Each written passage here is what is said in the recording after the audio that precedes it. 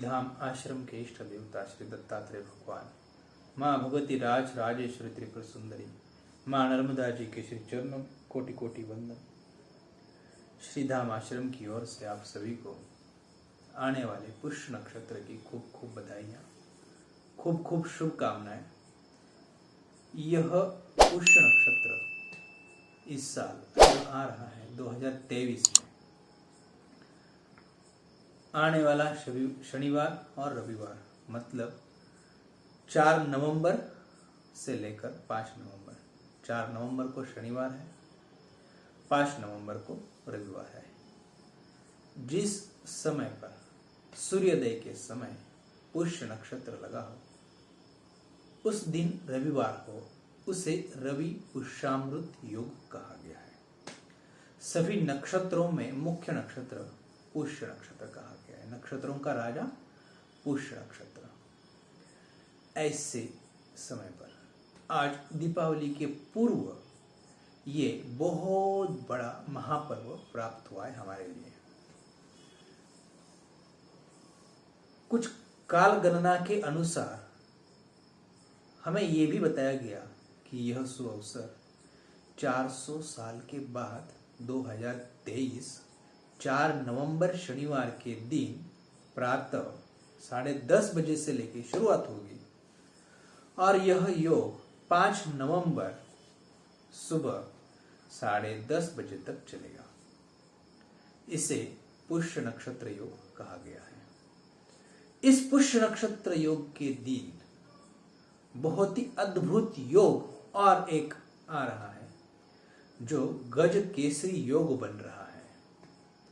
बहुत ही दुर्लभ ऐसा गज केसरी योग हमारे जीवन में धन धान्य की वृद्धि अगर हम करना चाहते हैं तो ये बहुत बड़ा सुअवसर है। हमारे हर एक व्यक्ति के जीवन में एक बात जरूर आवश्यक होती है, वो मतलब लक्ष्मी, घर में धन धान्य की वृद्धि होना।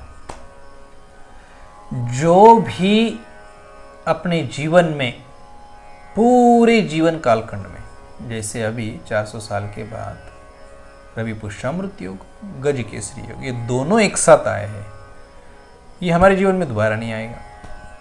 ठीक उसी प्रकार इस दिन जो भी भक्त अखंड, मतलब जब तक हम लोग हैं तब तक अखंड लक्ष्मी प्राप्ति के लिए दक्षिणावर्ती शंख और श्री यंत्र, ये दोनों अपने घर में स्थापित करेंगे, यथा विधि यथा शक्ति उसका पूजन करेंगे, उनके जीवन में, उनके जीवन काल में अखंड लक्ष्मी प्राप्ति, धन धान्य की वृद्धि होने का ये योग बन चुका है। श्रद्धा भक्ति के अनुसार यथाशक्ति इसका पूजन किया जाए और उसको स्थापित किया जाए।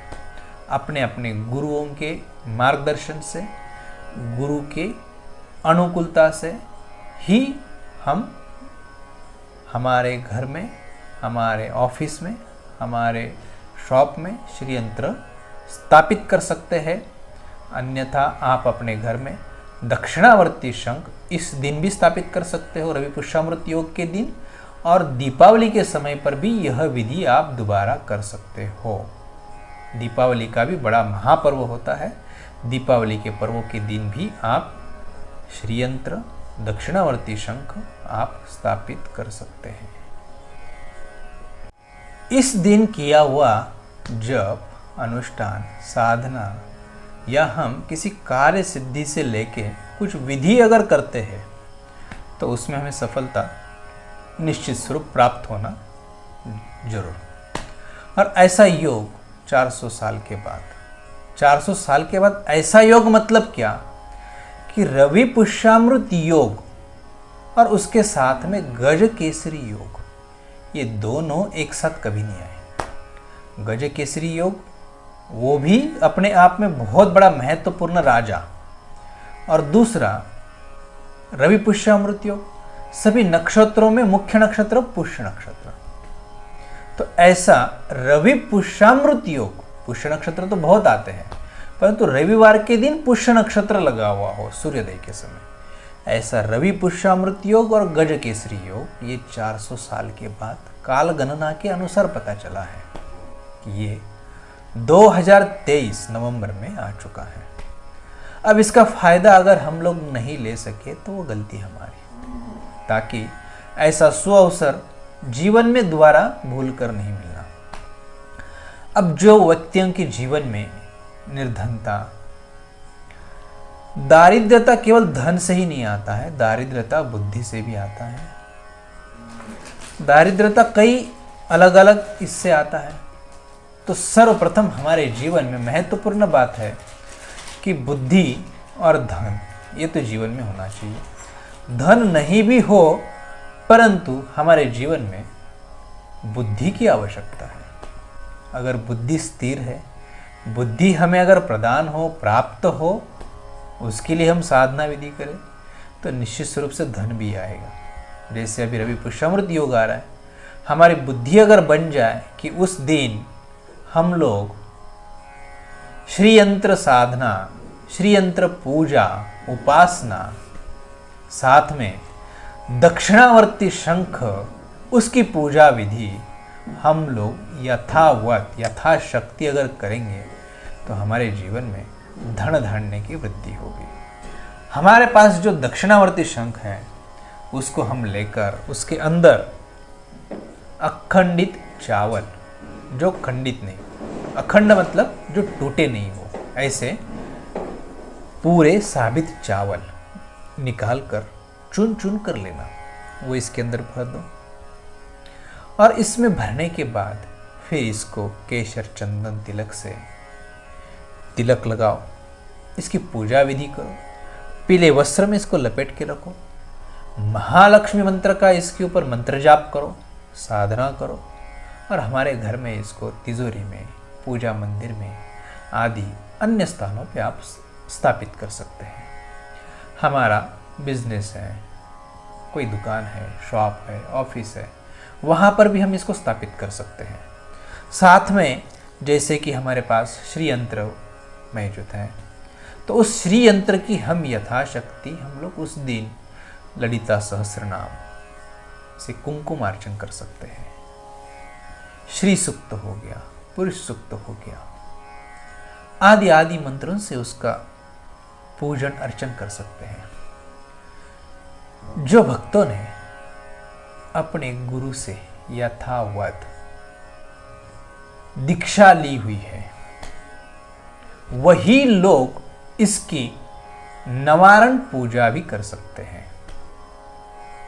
श्री यंत्र की पूजा केवल जिन्होंने दीक्षा ली हुई है वो इसकी विधिवत पूजा कर सकते हैं। जिन्होंने दीक्षा नहीं ली है वो इस पूजा के अधिकारी नहीं है।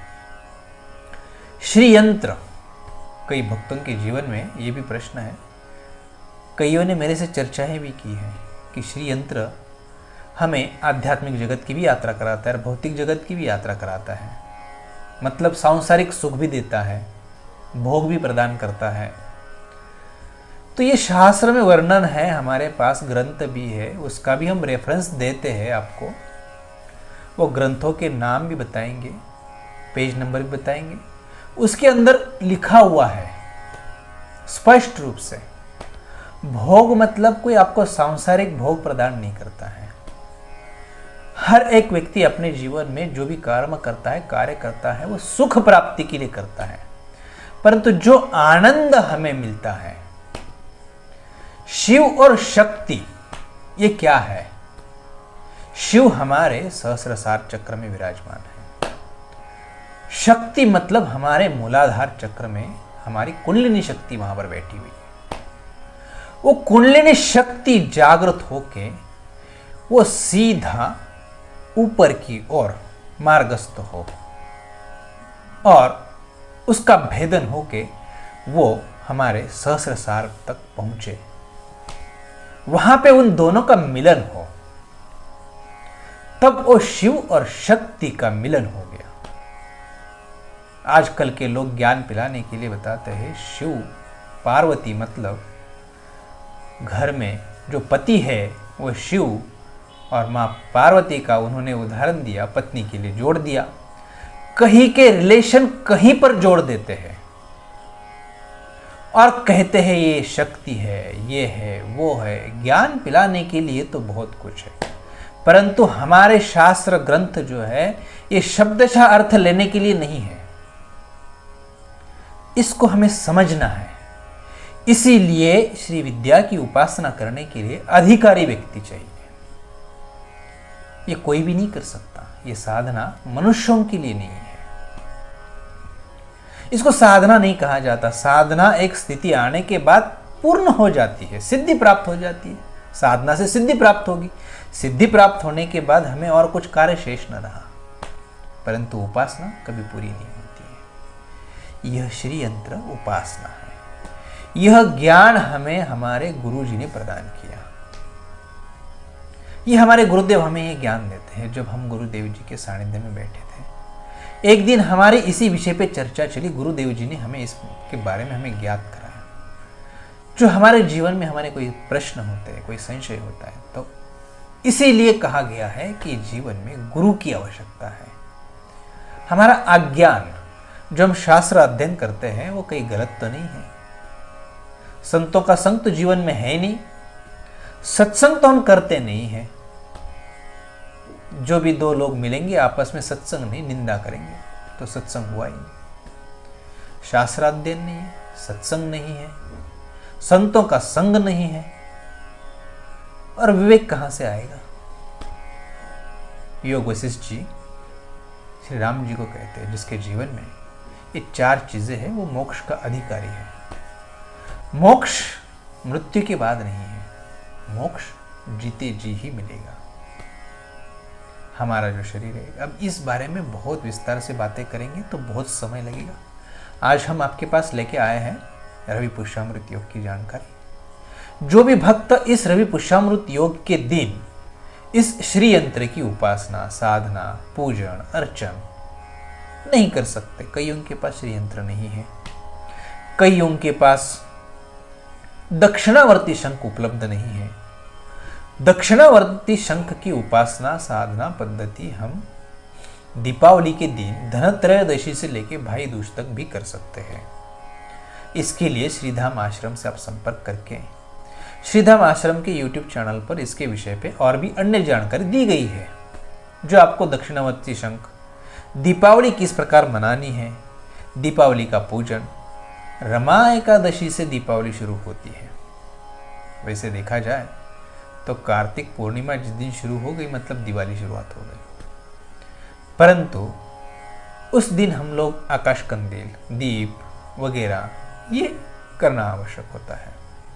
जो नहीं करते हैं वो कम से कम रमा एकादशी के दिन से आकाश कंदील लगाना, दीपक जलाना, रोशनी करना, यह प्रतीक है।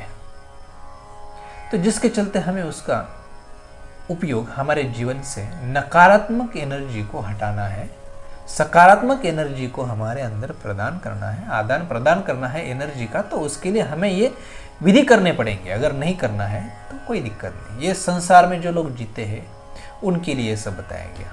संसार में तो सभी है, साधु है, गृहस्थी है, ये सब। परंतु जो साधु बने हुए हैं वो एक स्थिति में आ चुके होते हैं, उनके लिए ऐसे विधि, वो ये नियम, यम, ये देश काल वस्तुस्थिति परिस्थिति देख के लागू होते हैं। ये सबको लागू नहीं होते।